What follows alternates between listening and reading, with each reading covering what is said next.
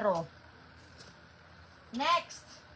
Ay, gusto nyo yumaman, alam nyo gawin nyo, bilhin nyo sa akin yung mga dress na pwedeng pang renta, iparenta nyo.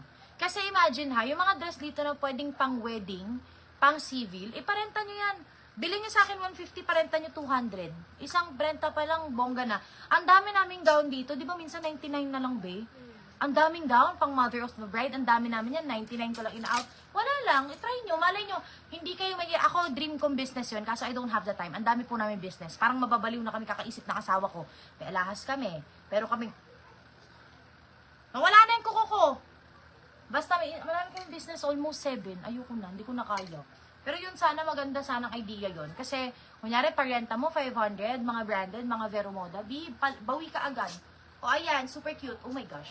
Look, t-shirt na elegant cut. B.O. Pack. May slip. Oh, for this one, mine, medium to ha. Akin, 199. Maganda to. Mukhang hindi, mukhang simple, pero ang in person ng kapal. Ay, grabe ang tela niya. O, pati yung tahi. O, next, ito.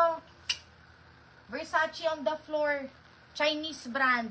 O, sige, bigay natin 80 pesos na lang. Chinese naman siya. Size medium 80. Mine 80 medium.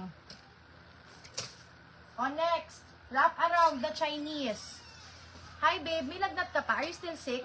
No. No more na? You're fine? Yes. Good boy. Did you drink medicine? O, next.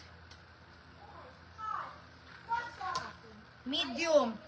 Ay, ganda. Ma'am Nilra, bongga to. Ma'am Nilra, bonggalicious yan.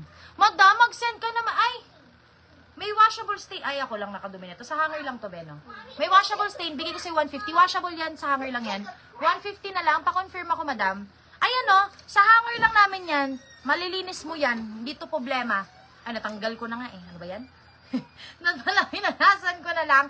Sige, 150 na lang.